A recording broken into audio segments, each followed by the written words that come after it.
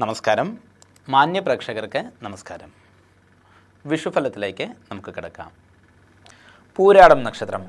പൂരാടം നക്ഷത്രക്കാർ ഈ വർഷത്തെ വിഷുഫല ചിന്തനയിൽ ആദ്യ ശൽക്കത്തിലാണ് ഉൾപ്പെട്ടിരിക്കുന്നത്.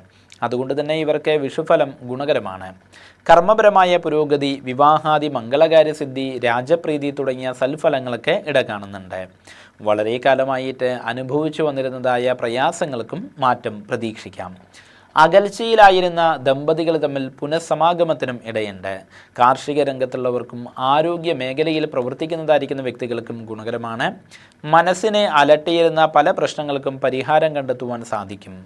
തൊഴിൽ മേഖല വിപുലീകരിക്കുവാനുള്ളതായിരിക്കുന്ന ശ്രമവും വിജയിക്കുന്നതാണ്.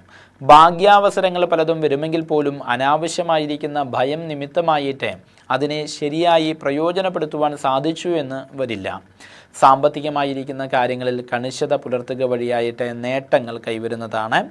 പുതിയ ഭൂമി, വസ്തുവകകൾ തുടങ്ങിയവ സമ്പാദിക്കുവാൻ ഇടയുണ്ട്. കുടുംബത്തിലെ അംഗങ്ങളുമായിട്ട് അസ്വാരസ്യങ്ങൾക്ക് സാധ്യതയുള്ള സമയമായതുകൊണ്ട് തന്നെ സംഭാഷണത്തിൽ മിതത്വം പാലിക്കും. പൂർവികമായിട്ടുള്ള സമ്പത്ത് ചൊല്ലിയോ മറ്റോ തർക്കങ്ങൾക്കും ഇട കാണുന്നു. ദുരാരോപണങ്ങൾക്കും ഇടയുള്ളത് കൊണ്ട് തന്നെ അത്തരം സാഹചര്യങ്ങളിൽ നിന്നും ഒഴിഞ്ഞുമാറി നിൽക്കേണ്ടതാണ്.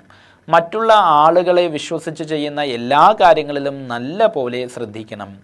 കഴുത്ത്, ഹൃദയം, നേത്രം തുടങ്ങിയവ സംബന്ധമായുള്ളതായിരിക്കുന്ന അസുഖങ്ങൾക്കും ഇട കാണുന്നുണ്ട്. പ്രതിസന്ധികളെ കാര്യമാക്കാതെ സധൈര്യം മുന്നോട്ടു പോകുവാൻ പ്രത്യേകം ശ്രദ്ധിക്കേണ്ടതാണ്.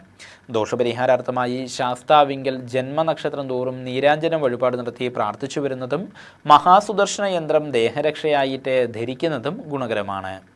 എല്ലാവർക്കും നന്മ വരുത്തുവാൻ സർവേശ്വരനോട് പ്രാർത്ഥിച്ചുകൊണ്ട് നിർത്തുന്നു. നന്ദി, നമസ്കാരം.